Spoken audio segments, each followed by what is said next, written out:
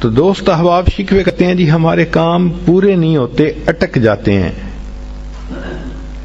اور پھر وہ کسی کے پاس جاتے ہیں، عملیات والوں کے پاس، تو ان کا تو چونکہ کاروبار ہے، انہوں نے پیسے کمانے ہوتے ہیں، تو وہ سمپل جواب دیتے ہیں جی کسی نے لگتا ہے تمہارا رزق باندھ دیا ہے، کسی نے تمہارا رشتہ باندھ دیا ہے، اور ہم اس کو بلیو کر لیتے ہیں۔ بھئی اللہ کسی کو دینا چاہے تو کون اس کو باندھ سکتا ہے؟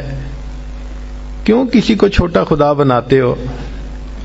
کوئی کسی کا رزق نہیں باندھ سکتا، کوئی کسی کا رشتہ نہیں باندھ سکتا، ہمارا ایک ہی خدا ہے، اس کے کام کو کوئی روک ہی نہیں سکتا۔ خواہ مخواہ اپنا عقیدہ بھی خراب اور اپنا عمل بھی خراب۔ سیدھی بات ہے کہ نبی علیہ الصلوۃ والسلام نے جو باتیں سکھائیں ان کو کریں، خود بخود عملیات سے جان چھوٹ جائے گی۔ چنانچہ عورتیں اکثر پوچھتی ہیں جی کہ میرا رشتہ اچھا ہو جائے، بیٹے کو جاب مل جائے، بہو کا ویزا رکا ہوا ہے، فلاں کام اٹکا ہوا ہے۔ تو بھئی اٹکے ہوئے کاموں کے لیے عمل نبی علیہ السلام کے مبارک زبان سے ابو داؤد شریف کی روایت ہے۔ نبی علیہ السلام نے فرمایا جو مومن صبح و شام 7 مرتبہ اس دعا کو پڑھے گا، اللہ تعالیٰ اس کے ہر ادھورے کام کو پورا فرما دے گا۔ اور وہ کیا ہے؟ حسبی اللہ لا الہ الا ہو علیہ توکلت وہو رب العرش العظیم۔ بعض لوگوں کو رزق کی تنگی کے بڑے شکوے ہوتے ہیں، اور ان کے دل پہ فاقے کا خوف رہتا ہے، ڈر رہتا ہے، اور فاقے سے بچنے کے لیے وہ سارا دن کاروبار کے پیچھے بھاگتے دوڑتے بھی رہتے ہیں۔ سنیے، ابو نعیم کی روایت ہے، ابن ابی شیبہ نے بھی اس کو لکھا کہ نبی علیہ الصلوۃ والسلام نے ارشاد فرمایا جو شخص اس دعا کو پڑھے گا اللہ اس سے 70 مصیبتیں دور کریں گے، جن میں سب سے چھوٹی مصیبت اس کا فاقہ ہوگا۔ جو شخص اس دعا کو پڑھے اللہ تعالیٰ اس سے 70 مصیبتوں کو دور فرمائیں گے، اور سب سے چھوٹی مصیبت فاقہ ہوگی، اور وہ فقرہ ہے لا حول ولا قوة الا باللہ لا ملجأ ولا منجأ من اللہ الا الیک۔ کئی مرتبہ انسان غمزدہ ہوتا ہے اور سوچتا ہے میں تو اکیلا ہوں، میرا ساتھ دینے والا کوئی نہیں، ماں باپ فوت ہو گئے، کہاں جاؤں، کس کو دل کا غم سناؤں، میرا غم کیسے دور ہو؟ نبی علیہ الصلوۃ والسلام نے فرمایا، کنز المال کی روایت ہے کہ قرآن مجید کی ایک آیت کو 3 مرتبہ یقین کے ساتھ پڑھ لیں، اللہ تعالیٰ غمزدہ دل کو تسلی فرما دیتے ہیں۔ لا الہ الا انت سبحانک انی کنت من الظالمین۔ کتنی مختصر سی آیت ہے اور اکثر بچیوں کو یاد بھی ہوتی ہے۔ اس آیت کو 3 مرتبہ پڑھنے پر اللہ تعالیٰ انسان کی سیڈنس ختم کر دیتے ہیں، غم ختم کر دیتے ہیں، دل کو خوشی عطا فرما دیتے ہیں۔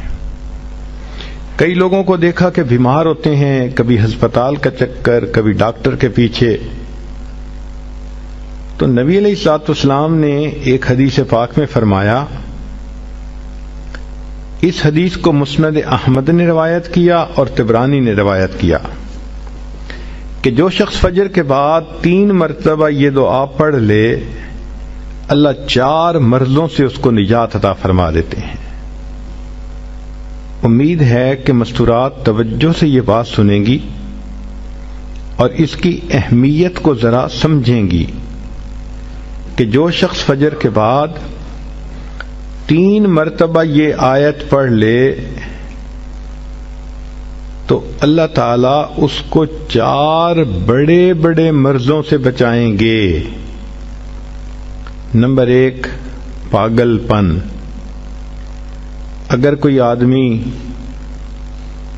مینٹلی ان بیلنسڈ ہو، ریٹارڈڈ ہو،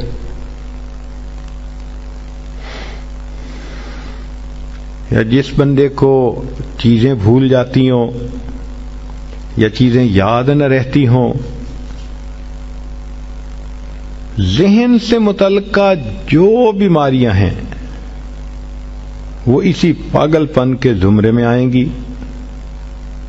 یا کسی کو مرگی کی بیماری ہوتی ہے، وہ بھی اسی زمرے میں آئے گی. تو پہلی بیماری جو اللہ تعالیٰ دور کرتے ہیں وہ ہے پاگل پن، اور دوسری بیماری کوڑ پن. کوڑ پن کہتے ہیں چہرہ بدصورت ہو جانا. یہ بھی ہو سکتا ہے کہ برس کی بیماری ہو جائے، جیسے بعض عورتوں کو جلد بالکل سفید ہو جاتی ہے اور عجیب بدنما چہرہ ہو جاتا ہے، یا کئی مرتبہ جسم پہ تل اتنے نکل آتے ہیں، دانے اتنے نکل آتے ہیں کہ چہرہ بدنما ہو جاتا ہے، یا چہرے پر داغ پڑ جاتے ہیں کالے رنگ کے. تو چہرے پہ داغ پڑیں، چہرے پہ دانے بنیں، یا چہرے پہ برس کے نشان پڑیں، کوئی بھی چیز ہوگی وہ اسی کوڑ پن کے زمرے میں شامل ہوگی، جس سے کہ چہرہ انسان کا بدصورت ہوتا ہو. یہ بیماری بھی اللہ دور فرما دیں گے. اب جن بیچاریوں کو بیوٹی پارلر پہ جانے کا شوق رہتا ہے اور اپنے فیس پہ پتہ نہیں کیا کیا پروسیس وہ کرواتی ہیں، تو ان کو تو چاہیے کہ وہ اس آیت کو یا اس فکرے کو بار بار پڑھیں تاکہ اللہ تعالیٰ ان کے چہروں کی خوبصورتی دیر تک سلامت رکھیں. اور تیسری چیز ہے اندھا پن.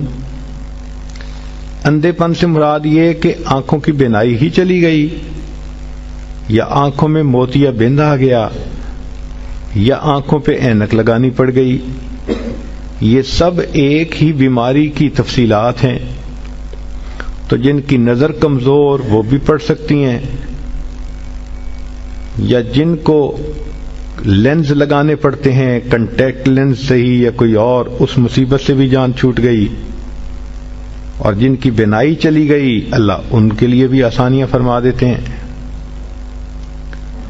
تو پاگل پن کی بیماری ختم، کوڑ پن کی بیماری ختم، اندھے پن کی بیماری ختم، اور چوتھا فرمایا فالج کی بیماری ختم. فالج ایک تو ہوتا ہے کہ انسان کا ہاتھ یا پاؤں کام ہی نہ کریں، اور ایک یہ بھی ہوتا ہے کہ اتنی ویکنیس کہ عورت کہتی ہے مجھ سے تو کھڑا ہی نہیں ہوا جاتا، میرے پاؤں سن ہو جاتے ہیں، میرے ہاتھ سن ہو جاتے ہیں. یہ ساری چیزیں کمزوری اور فالج کی ابتدائی سٹیجز ہیں. تو یہ سب چیزیں ٹھیک ہو جاتی ہیں. اب بتائیں کہ اتنی بڑی بڑی بیماریوں سے جس بندے کو بچنے کی خوشخبری مل رہی ہو تو وہ تو پھر اس عمل کو کیے بغیر رہ ہی نہیں سکتا. اور یہ عمل دیکھو چھوٹا کتنا ہے.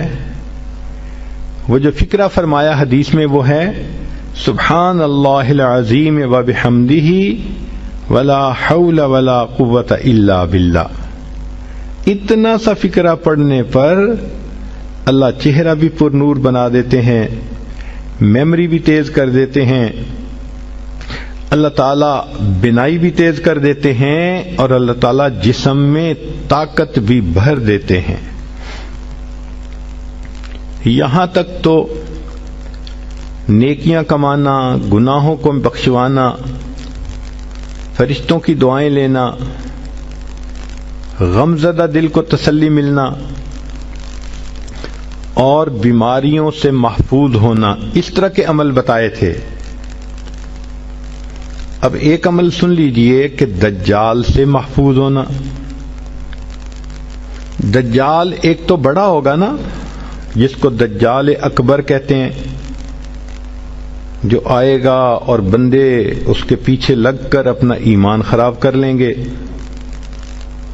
جو امام مہدی کے آنے پر اور عیسیٰ علیہ السلام کے آنے پر ظاہر ہوگا، ان کے آنے سے پہلے ظاہر ہوگا، اور عیسیٰ علیہ السلام اس کو لد کے مقام پر قتل کر دیں گے. اس فتنے سے نبی علیہ السلام بچنے کی دعائیں فرماتے تھے، صحابہ بھی بہت ڈرتے تھے اس فتنے سے. تو انسان کا دل چاہتا ہے کہ دجال سے محفوظ ہوں. حدیث پاک میں ہے جو شخص جمعہ کے دن سورہ کہف پڑھے تو جمعہ سے جمعہ تک اس کے گناہ معاف، اور اگر وہ روزانہ پہلی 10 اور آخری 10 آیتیں پڑھ لے اللہ اس کو دجال سے محفوظ فرمائیں گے. تو اس عمل کو کرنے سے ایک تو دجال سے محفوظ ہو گئے، اور دوسری بات اور بھی سن لیجئے کہ دجال دجل سے بنا. دجل کا مطلب ہوتا ہے فریب دینا، دھوکہ دینا. اور بچیوں عورتوں کو انسان کی شکل میں بھی کئی دفعہ دجال مل جاتے ہیں. وہ ان کی عزتیں لوٹتے ہیں، بہانے بنا بنا کے دھوکے دیتے ہیں، ان کو بیٹرے کرتے ہیں.